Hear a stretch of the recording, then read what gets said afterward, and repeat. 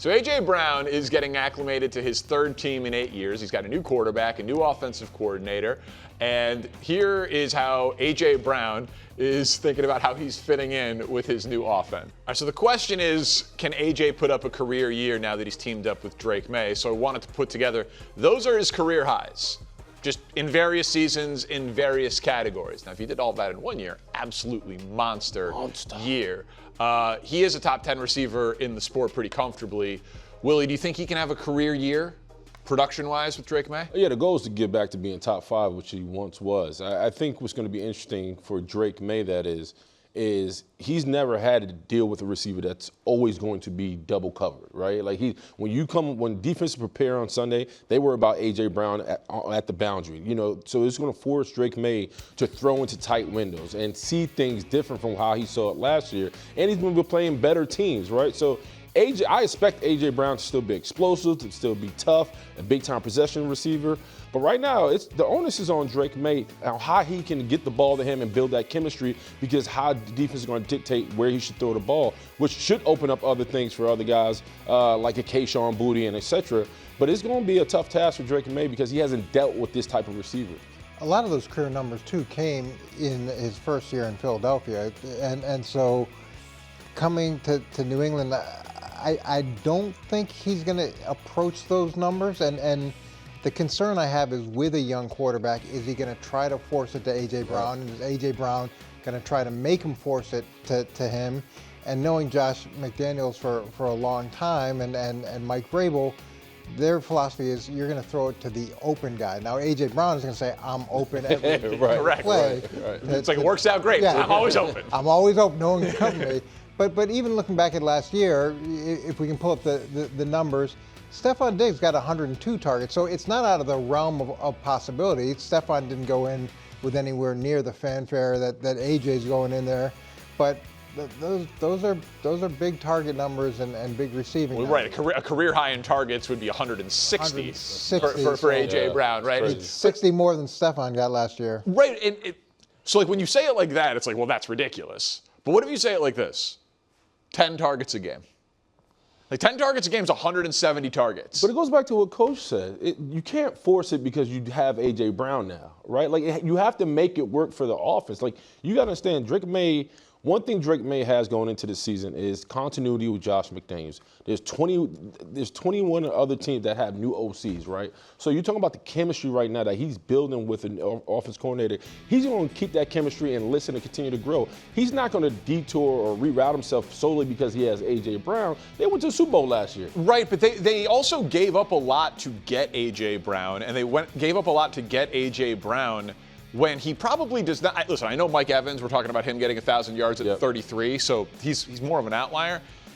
They are looking at this as a couple of years of like the prime of A.J. Brown, where he should still be able to give them top 10, top 5 level production.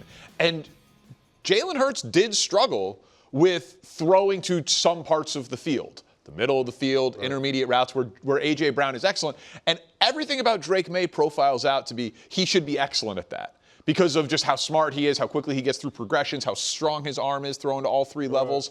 I would think that if you are going to go get A.J. Brown and bring in whatever distractions or anything like that comes with it, I would expect that you're going to feature him prominently in this offense. Yeah, you're definitely going to try to do that. But one of the things that can be so disruptive with the receiver is if you've got a game plan as an offensive coordinator and as an offense to give him the ball early, because otherwise he's going to be grumpy. Otherwise he's going to pout on the side. Any of those things that can create chemistry issues, that can create distractions. Hopefully that's not the case. And I do still, like I've said it many times, Drake May is a young quarterback, and A.J. Brown wants his touches. And the offense is predicated, like every offense should be on, you throw to the guy who's open based off the coverage, not throw to the guy because he expects the ball every play. I expect him to have a much better year this year than he did last year. Because of the quarterback play? Yeah. Or because he's probably feels like he's in a better situation where he's being appreciated? He's in a better situation because of the quarterback. But remember, those numbers that we showed, a lot of those were with the last quarterback he was with. So yeah, I think we forget A.J. Brown wasn't a Pro Bowler till he got to Philadelphia. Like, Okay. he wasn't a Pro Bowl. Like, we kind of scoff at the relationship him and Jalen Hurts had. Yeah, A.J. Brown was good in Tennessee, but when he got to Philadelphia, he was that dude because of Jalen Hurts. So let's breathe a little bit. This is a real chicken or the egg argument. But we kind of like, oh, well, A lot of people loved Jalen Hurts not too long ago either. Now But I it's like get he that. can't But play. we poo-poo on that production between those. Yeah. Two. We can't do that. They put up big numbers together. Back here on First Things First with Coach and Willie, let's talk Bears. They led the NFL with 6 fourth-quarter comebacks last season. It's totally sustainable, guys. It's going to be funny. Caleb Williams, pretty much. Prompter said it, not me. He's the equivalent of Michael Jordan. But Caleb is hoping that this season, it requires a little less of the dramatic. So Ben Johnson met the media earlier today, and he was kind of saying the same thing about consistency with a ton of praise for his quarterback. So I think everyone would agree. A little bit more consistency from Caleb Williams would be nice. Look at Coach's face. All right, Mr. Smirk over there. If Ben Johnson's willing to say it, I'm certainly willing to say it. Do you expect Caleb to build off last year's success? Hey, we didn't hear the sound from Caleb, right? Didn't he talk about this year? He's hoping it's more entertaining. He did and say that. more exciting. And But he was saying more exciting throughout the course of the game. yeah, he just sounds it's just more exciting, more entertaining. I didn't hear him talk about consistency. I didn't hear him talk about efficiency. And when you hear Ben Johnson talk, it was the classic compliment sandwich, right? 50 accolades, all the great things he can do, and then it's like, but we really need some consistency throughout the course of the game of high-level quarterback play. Oh, but he can put on a Superman cape. So it was like that compliment sandwich of I better flatter him. Leadership 101. I better flatter him. Then I give the the reality of the situation, and then I better flatter him again because we don't want to hurt his feelings. Do you expect Caleb to build on last year's success? I hope he builds on last year's success. Do I expect it? I'm not sure what to expect. I think that when he came into the league, he had this assumption that it was going to be easy and that he was going to take the league by storm, and he found out that it was dramatically different. And then with the transition to Ben Johnson, there was a lot more, it seemed, openness on his part to do the things that he was being asked to do. Now he's had another level of success. Does he go back to kind of that, hey, I've got the right answers, don't worry about it, I'll take care of it, we'll come back in the end? Or is he going to lean into what Ben Johnson's saying and really push the things forward that he needs to push forward? Yeah, my expectation for Caleb is for his ability to process things faster, right? And that turned every snap into backyard football, to be a quarterback that plays 4 quarters of efficient football and have command. I think when you look at him, we love to highlight the throws and all that stuff. And I think if you ask Ben Johnson, I think he would like his quarterback just to command an offense and not force a fourth quarter quarterback, because one, the defense is going to be with the defense, but offensively they can be a stable and play at neutral. It doesn't have to be an action hero type performance for the Bears to win all the time, because that does burn the candle. And so listen, I love Caleb. I don't want to hate on the man, but I think he's a rising star. And I think right now he has to be able to be willing to play boring football, which we said time after time on the test. So he has talked about being more consistent and not needing to rely on the heroics in the fourth quarter. So he has echoed that with the coach. I have no questions about the work ethic. I want to put this up on the screen, and you guys tell me what I'm missing. And maybe if I'm doing this through Bears-colored glasses, you tell me. But 2024, that's his rookie year. 5-12, 18 points per game, 20 touchdowns, the most sacked quarterback in 20 years of football. Facts. So year one of Ben Johnson is the column on the right. And he said, this was on the record, he's like, we have to stop the negative plays. He's like, the negative plays will kill a drive, they will kill a possession, they will kill our offense. He went from the most sacked player in 20 years to, it was not a problem. 24 sacks, that is like a totally reasonable, for a guy who the reputation is, he turns his back to the offensive line, he's freelancing on. 24 sacks, I will sign up for that every year for the rest of Caleb's career and be thrilled about it, given that he played in all the games. So if he improved over 7 points per game, he slashed his sack rate, he added 7 wins to the record, he added 50% to his touchdown rate. Why would I not expect him to continue improving when everybody agrees he's an elite talent and everybody agrees that Ben Johnson's an elite coach? Like, why would I not expect it to keep getting better? Because the Caleb Williams that we're looking for, it showed up in the second half of games. Like, you understand, after the second Viking game, the second time they played the Vikings, that's when the light turned on for Caleb, right? That's when we started He got better as the year went on. Right, but we looked at him differently after that game because I think he put up like 14 touchdowns and he only had like 3 interceptions after that game. So why wouldn't that continue? It can continue. It's predicated too on his openness to continue it. And, Yes. and I do think. I just have no reason to doubt that. Well, I do. But when he came into the league, didn't you think there was a bravado that probably hurt him initially, and an assumption that things were going to be easy, and then he got humbled, and as a humbled player, he seemed a lot more open to what was being asked of him, and now he's had another layer of success. Do we go back to sort of doing it our own way, or do we, like I said, lean into what's going to collectively and that run game lift protected him the too, team a lot. Yeah, but he still has Ben Johnson. Like Ben Johnson is not going anywhere. Like I listen, I think Caleb is excellent, obviously, but I also look at Ben Johnson as a Sean McVay, Kyle Shanahan, Andy Reid caliber offensive mind and offensive play caller who is just going to be the guy who gets the most out of his quarterbacks. Well, I think it goes back to Coach said. It's about the buy-in. Does he continue to buy in and understand the structure and what they want to do and not say, hey, man, I hear you, but this is what I do? Because he did have a lot of success. They have, 7 primetime games? The Bears will be the most watched, next to the Rams, most watched team on television next season. Do you buy in like it's a Bears way or is it Caleb Williams' way? We have to see. Trevor Lawrence had a rough first year and then had a much better second year, and then it's been a little bit like this over time. But he's had multiple coaches. Okay, but what I'm saying is he's had multiple coaches too because of the way he's played. Typically, great quarterbacks don't have multiple coaches. Right.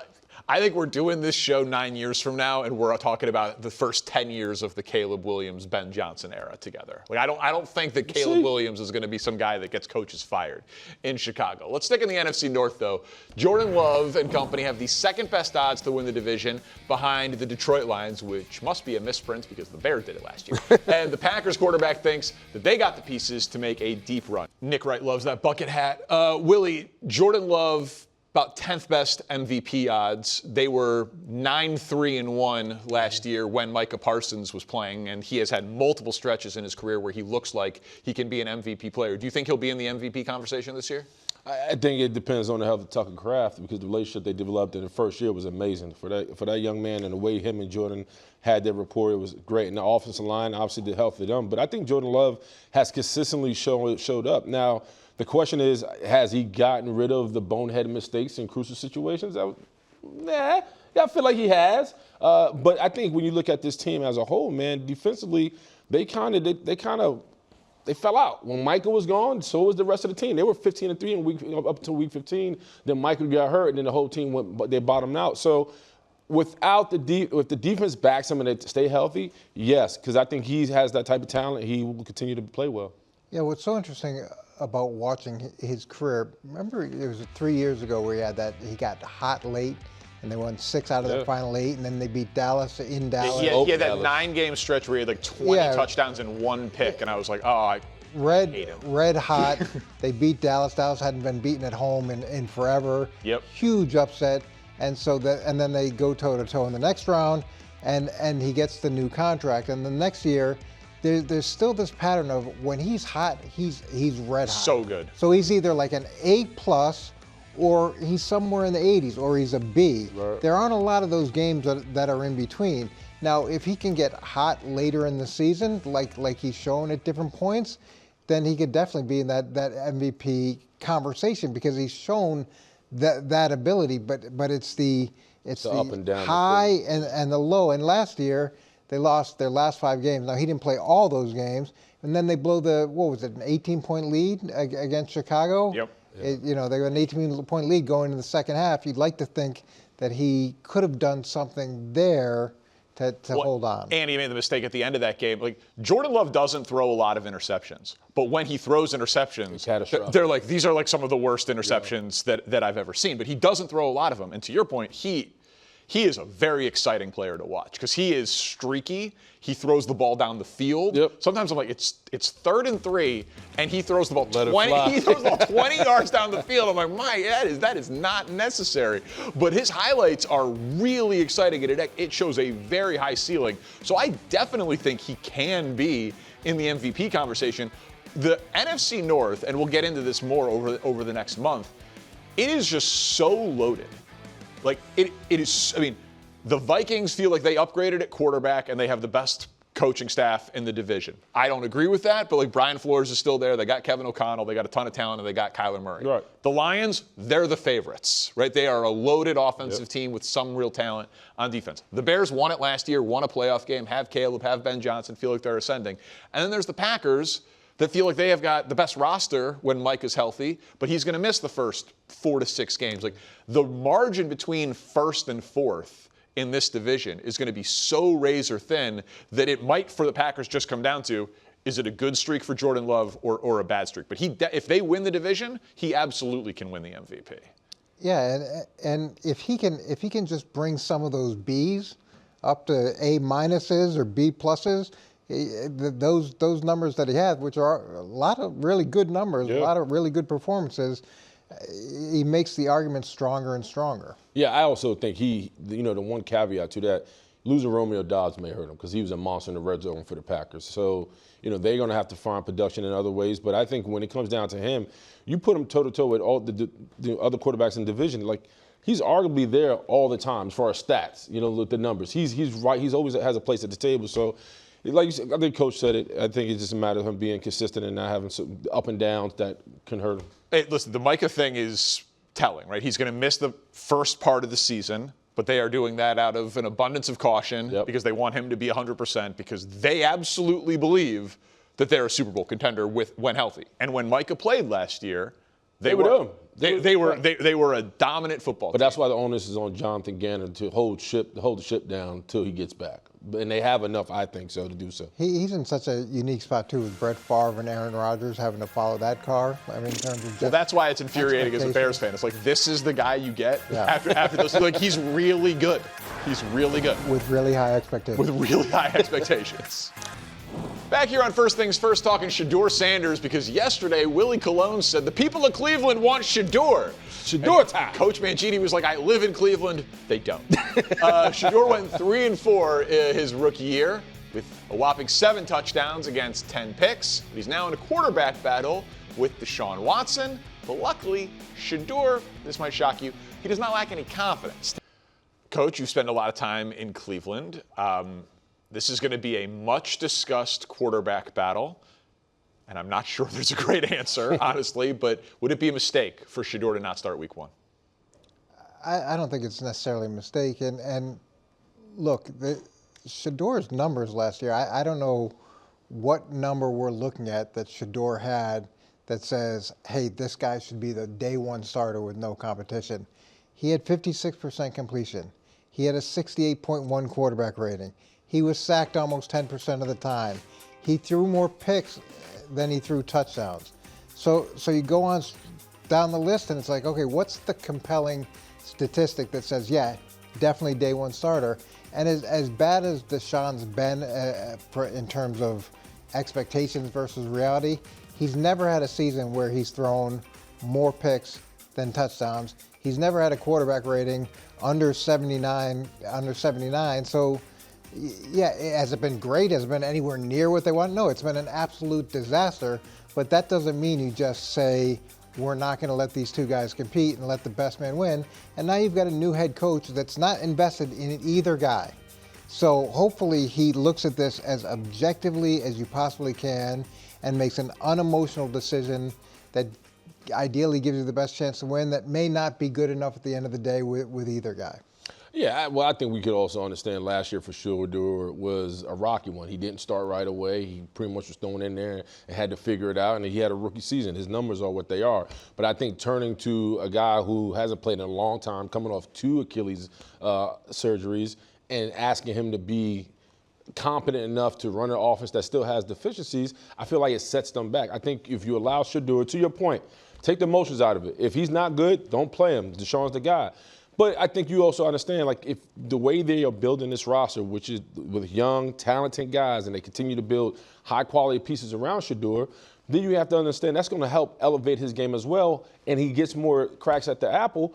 He will become a more competent and more deliberate quarterback. Now that takes time. Hopefully, Todd Monken and him can get on the same page where he's a little more efficient and complete. But it's going to take time, and then Cleveland does have time, believe it or not, because they let go of Myles Garrett, right? They continue to draft young, so this thing is developing. This thing is a project, so allow Shedeur to lead the project. So I think quarterback battle is fine. My guess is both guys play, but I'd write it in permanent marker that the Browns are drafting a quarterback next year. Deshaun Watson is the worst return on investment in NFL history and arguably in sports history. They gave him a fully guaranteed $230 million contract, gave up all those first-round picks, and he has played 19 games since he's been in Cleveland, and he has 19 touchdowns. Yeah. Right? He's been awful, but to your point, he's never quite been as bad as Shedeur Sanders was last year. Which was his rookie year, by the way. No, I get it. There is. And if Shedeur was a first-round pick and that was his rookie year, I would be more willing to be like, okay, it's his rookie year. But you are not committed to him in any meaningful way with draft capital that you spent, with money that you owe him. You spent a fifth-round pick on him. Sure. Fifth-round picks get moved on from all the time. Like that might have been, like if Deshaun Watson wins this job and Deshaun Watson plays serviceable football, that might be Shedeur's only shot. Like that is. But you're still going to draft a guy. And that's what I'm saying. Yeah. And then that player would be in front of Shedeur, next year in Cleveland. And then now you have looking elsewhere. But you're also looking for a guy to help mentor a guy when that's injury prone. Instead of having a young quarterback in place and grow another young quarterback, now you have two young quarterbacks that can grow underneath one system. Seems like a more of an efficient way of going about it. Well, we live in a time now where we've seen quarterbacks that were once great quarterbacks or quarterbacks with high expectations that failed, that suddenly have a fairy tale, sort of second act with Sam Darnold, with Baker, with Geno, like the guys who have. You're saying for Deshaun? Well, I'm just saying, yeah, this isn't out of the realm of the possibility where a guy who was once a very talented player comes back and shows the talent again, because we've seen it with quarterbacks now, actually multiple quarterbacks now.